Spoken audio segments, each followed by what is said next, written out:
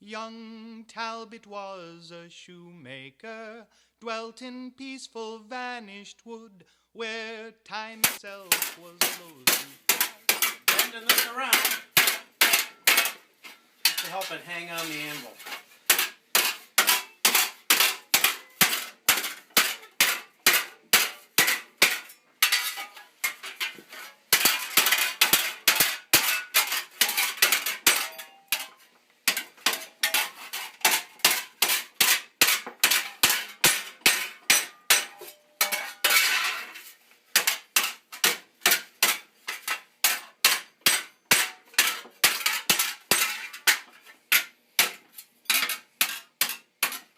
Okay, finished greave, right?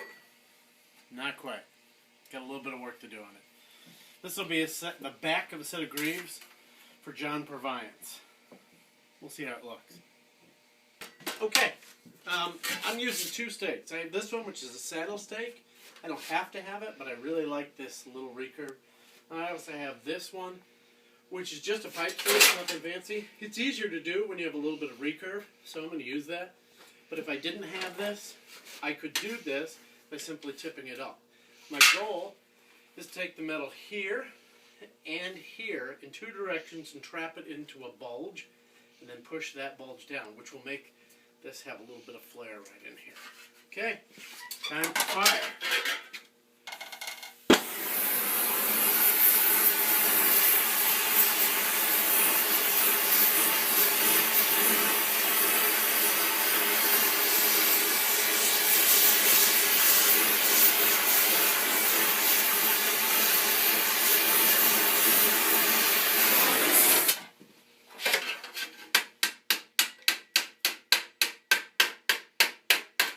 I'm actually driving the metal forward, not down.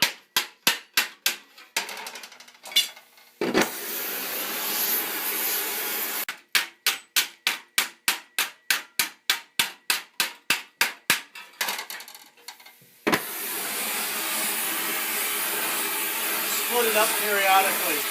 Minute?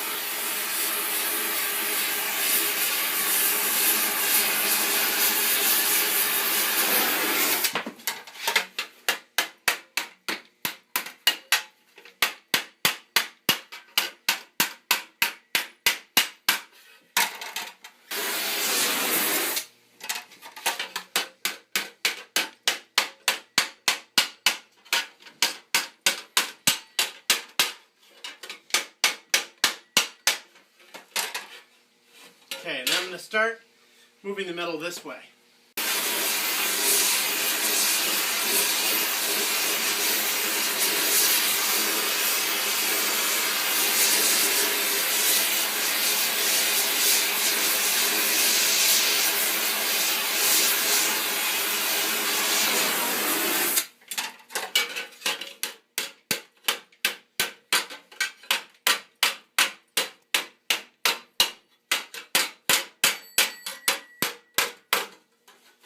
See that I'm forming a bulge.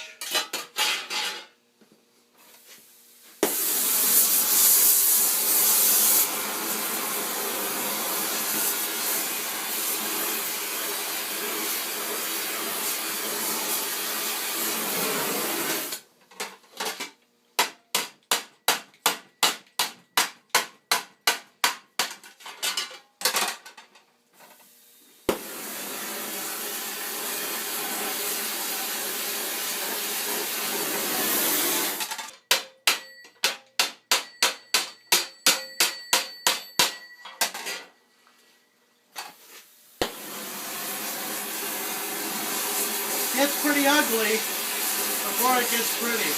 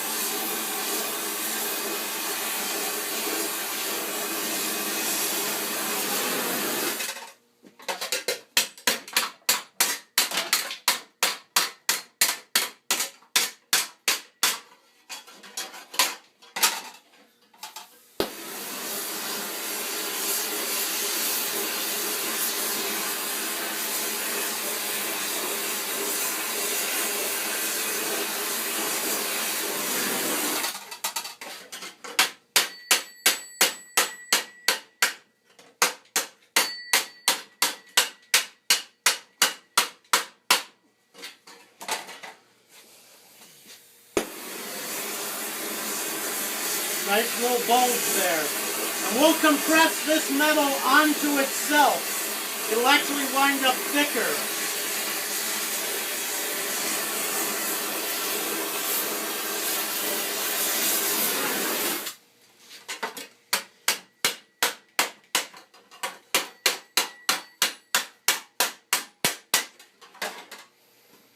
All right, now to push the bulge down.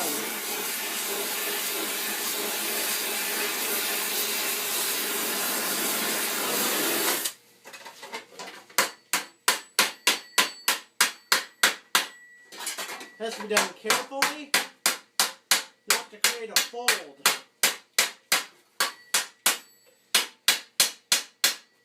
It might still create a fold anyway, but not on purpose.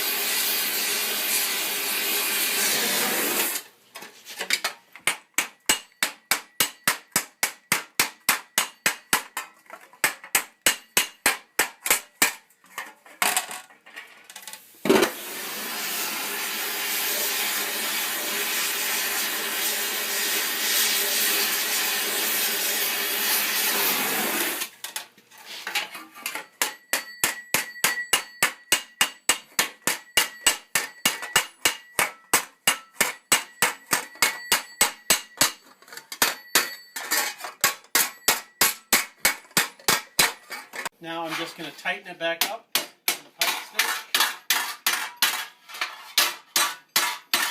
It gets kind of wonky. If you tighten it periodically, it will help. So, although it's really ugly right now, we have some metal here compressed inward. We're talking about the back of the calf. This is the ankle region, and it's going to bulge out here for the back of the calf muscle. This part will essentially be left almost this height. It'll come out a little bit more in my hammering process. But then this part will go in. So, back to the other stake. Okay, time to do it again. This time we'll push more of this area down to bring the back of the ankle out. And we'll do it a little deeper. Now I have a question about your passes. About how long should each one be? That one was maybe 5 minutes. The first pass is a wonky pass. It gets a little weird. It can be a little longer.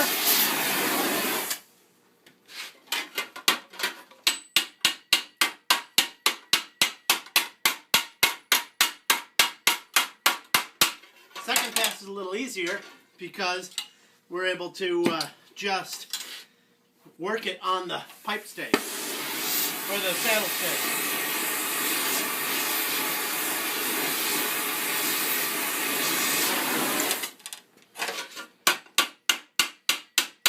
We're just moving it forward, and we're even coming in contact. It's a much sharper sound. We're really getting that flare in there.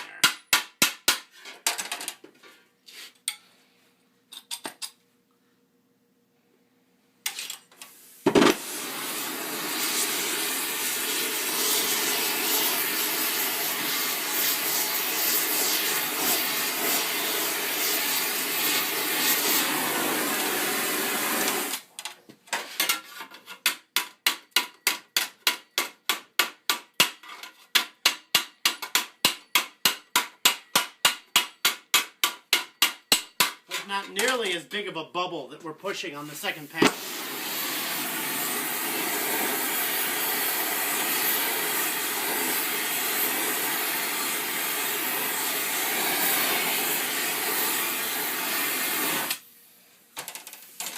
I tend to work it center, left, and right. Center, left, right, or right, left. It doesn't actually matter which one is first. These will really spread out. It doesn't matter. They'll come back where they need to be.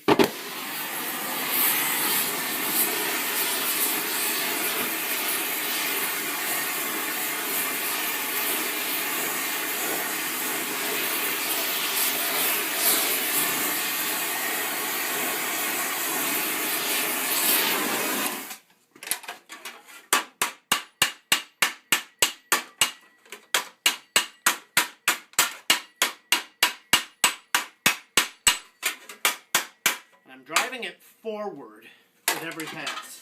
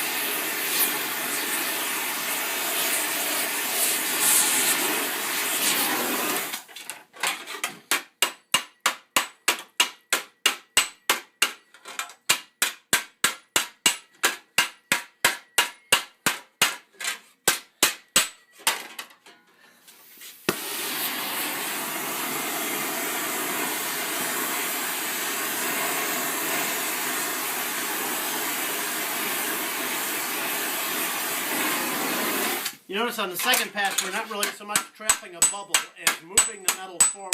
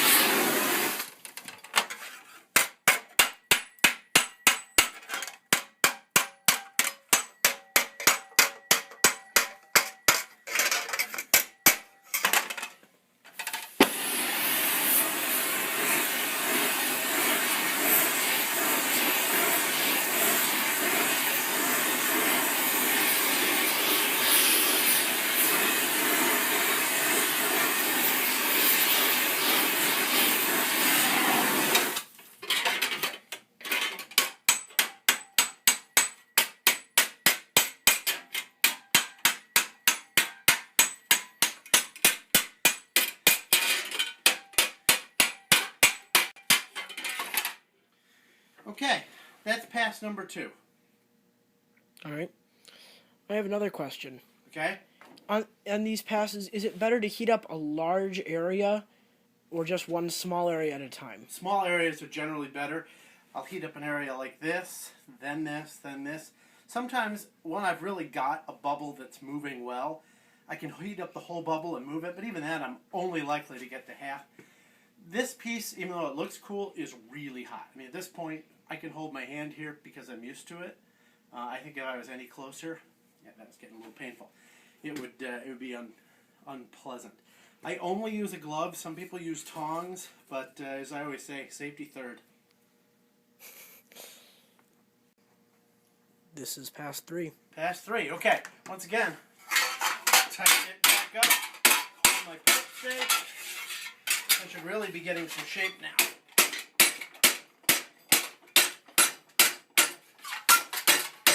I haven't really done any shaping work up here. That'll all be done on the flat of an anvil. But if you look at it in profile now, I've got a sweep in here, which is what I want. I want to move this sweep up a little bit, up to about here, and I really want to start bringing this out. So I've got one more pass on the saddle stake, and then I'm going to start really giving it some shape. So, time for a little more heat.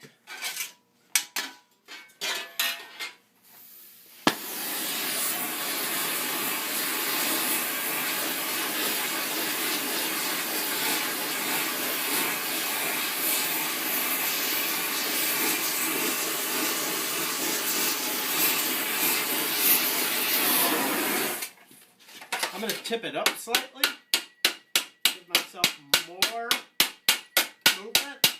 If I were working on the front of the greave, I would really be tipping it because I'd want a much bigger flare. On this pass, there'll be a whole lot more direct contact with the anvil face.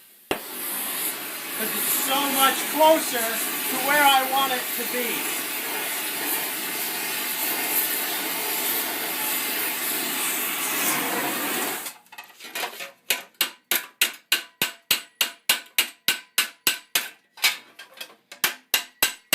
You'll hear a much sharper sound.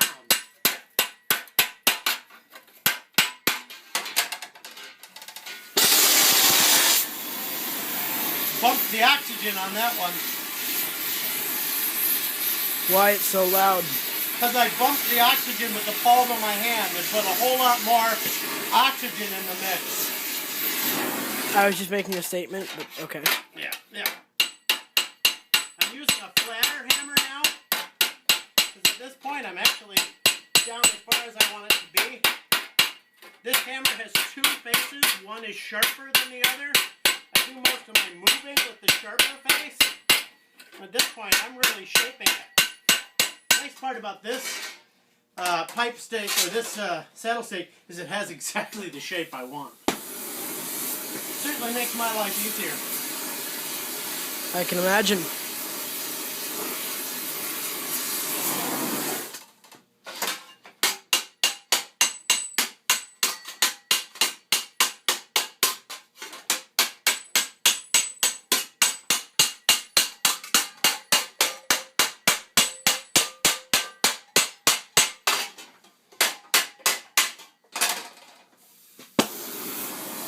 See how much faster these passes are. First pass is the longest. Each pass after that gets a little shorter because the metal is most of the way to where you want it to be.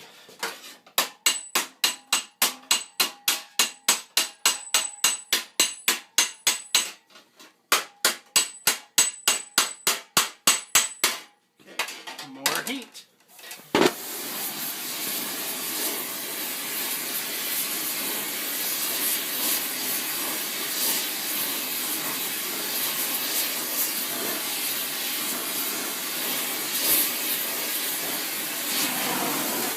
Fairly good size area I'm heating up, but since I'm really working down the anvil, I'm not risking as many wrinkles.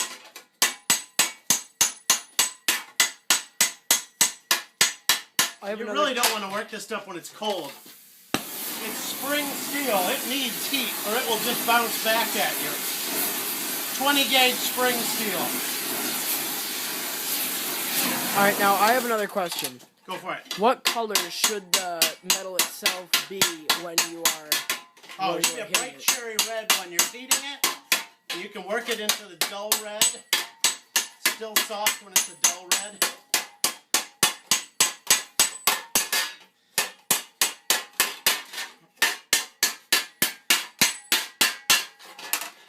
Really starting to get the shape I want it to have.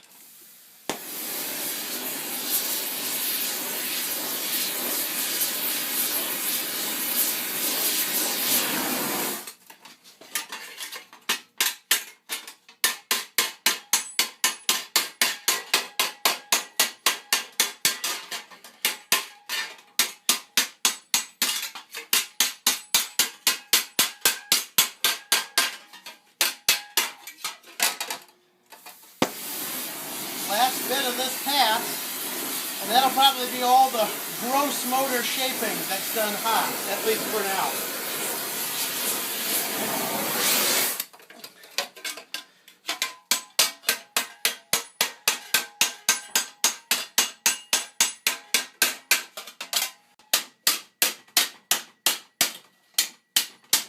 Getting really hot on my hand.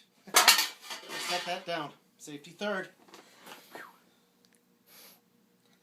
Alright, at this point, the greave is cooled a little bit, and I've moved it up to the pipe steak. I've also made the pipe steak as tall as it can be in the vise. It's a little bit more awkward to work at, but it's closer to my face so I can see better. Mostly right now, I'm going to do a little bit of shaping and smoothing, just to even it out. Just to explain to everybody, in real time, the amount of cooling that has been done here is approximately 30 seconds. That's about right. Not a whole lot, but still significant. Okay, This part really has the shape I want it to have. So I'm going to bring these greave sides back down.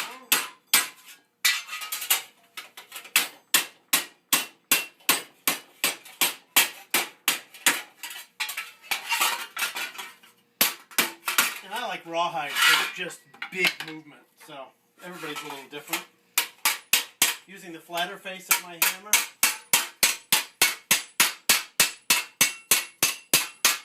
I always want the sharp sound because I'm trying to trap metal between my hammer face and the anvil surface that I'm using.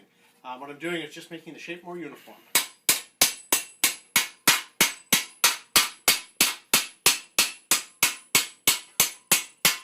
As long as I always get that sharp sound, it doesn't matter what shape. It can be a saddle shape, it can be a square, I don't care.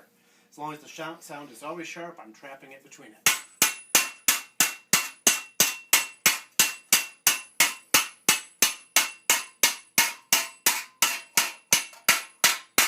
By having it closer to my face, it's easier for me to see the little imperfections.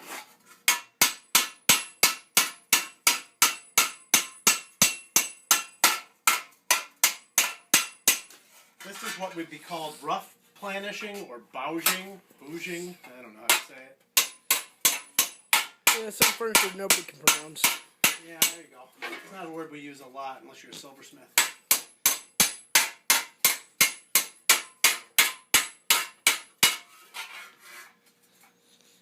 Working up here is a lot harder on my own.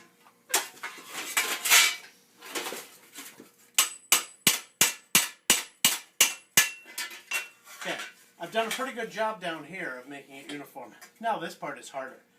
I'm going to work some of this stuff over a ball stake, but I think I can get a little bit more of this low-lying area on the pipe.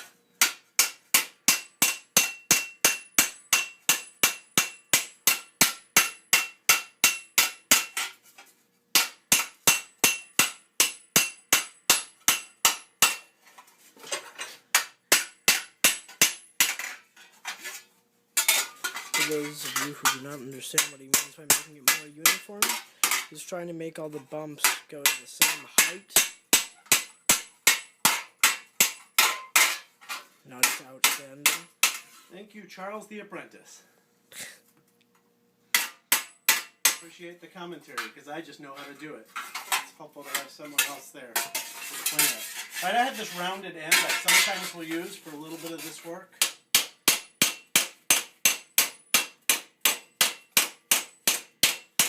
When I'm starting to get into this swell, it's nice to have something that I can come off of, but it's rounded, whereas this end is real sharp. I wouldn't want to work on this end, although you could if your hammer control is excellent.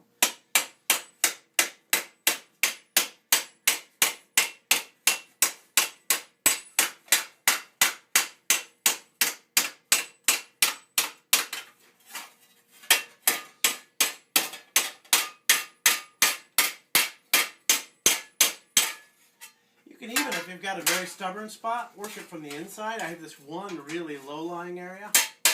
Use the sharp side, work it from the inside, then come right back and push it down from the outside.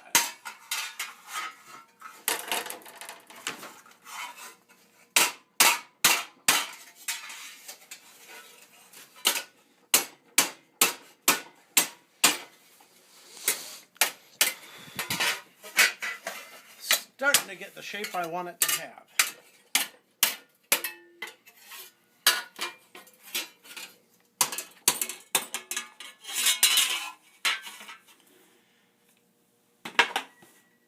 For this part of the work, I'm going to work this section on the flat face of an anvil. If I had this nice rounded face on this hammer, I would be much happier. But I don't. This long hammer is great for getting in it. This one has trouble getting all the way down sometimes, depending on how deeply curled it is. This face is very slightly rounded in this apex direction, whereas this one is very straight. So I like this hammer for most of this work. I've even been known to use a round-faced hammer like this one. All right. Nice hammer. Yeah. All right. So what we're trying to do is give it some shape. You can also do all your curling in here. I tend to curl it a little beforehand because I want it to stay on the pipe stick.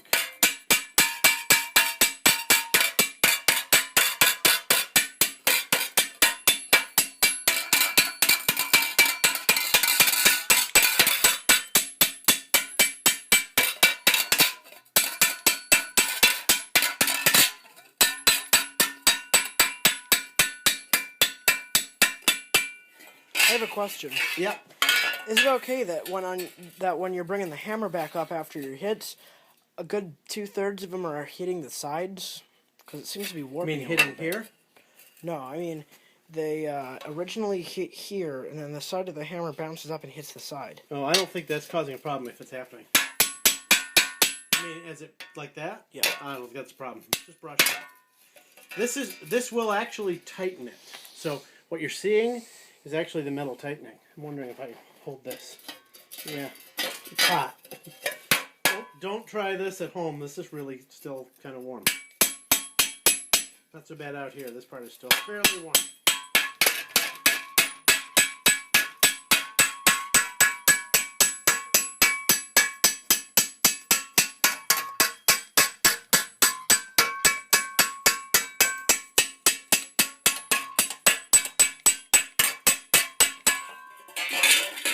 Wow. It's definitely warm.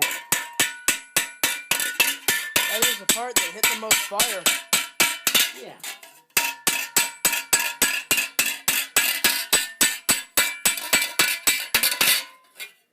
Okay, I started with working this area here that had been heated up to about where the color run stops.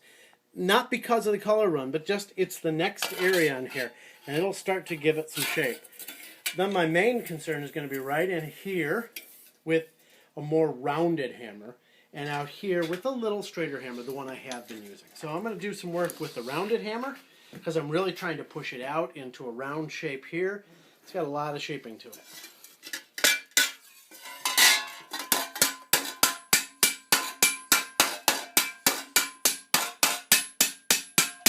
By using a round face hammer, I'm simultaneously moving the metal in two directions. By using the straight face hammer, I'm only moving it mostly in one direction.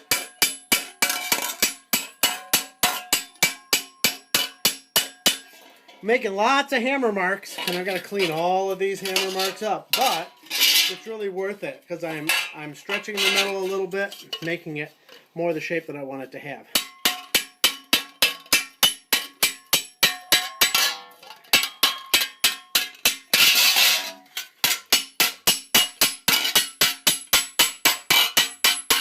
You can all see how this is not something that takes 20 minutes on a Monday. No, this is something that takes half an hour on a Saturday. There you go.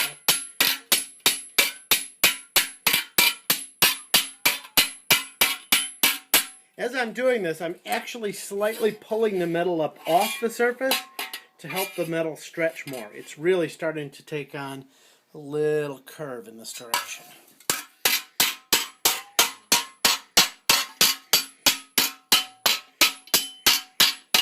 You don't need fancy dishes or forms. All of the shaping you need can be done on the surface of your anvil. For anyone who may have missed it, he has switched hammers. Might be a little bit important. All round face at this point. This is all about stretching the metal to give definition to the back of the calf.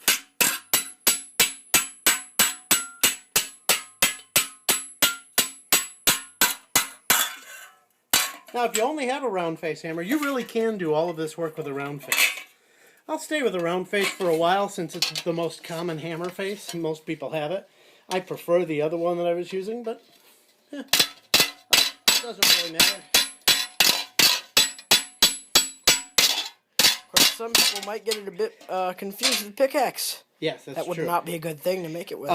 We have a little bit of a problem in that every time I lift up, I'm catching the other lip. That's simply because it's curling. I'm That's what I pointed not out before. only curling it this way, but I'm also tightening it up. So at some point you may need to just spread it out so it's out of your way.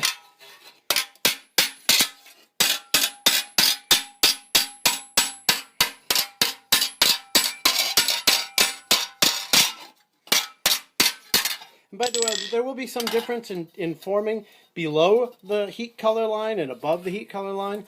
This stuff is going to get pretty hard pretty fast because it has not been tempered. This stuff will take a little longer, but it will heat up.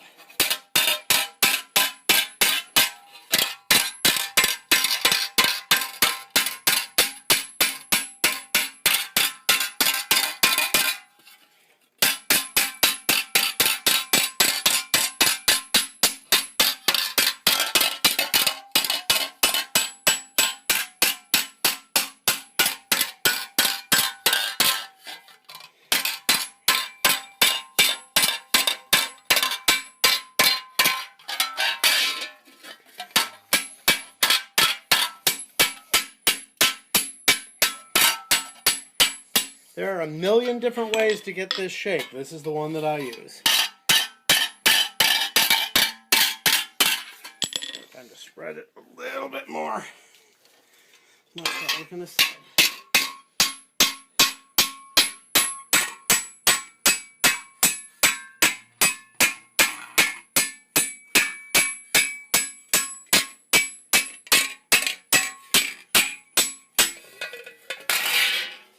Now you probably can't see it too well on here, but when he stops moving that plate, whenever he hits it, he gets a very tight grouping on them. It's very accurate. It's not as random as it looks. Yeah, I kind of work in passes and stripes, and then sometimes I'll work in little circles. If I want to make it a little deeper, I work in a circle.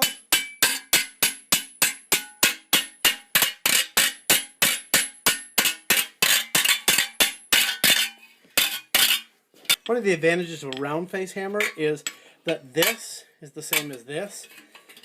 So if you're having trouble getting in, you can kind of pull down a little bit with it.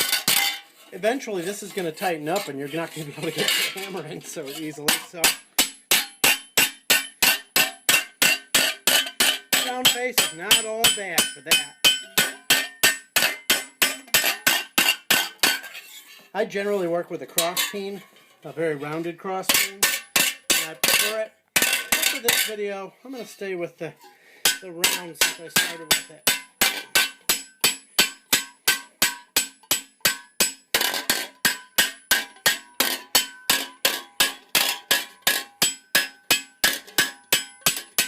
Now I'm just evening it out.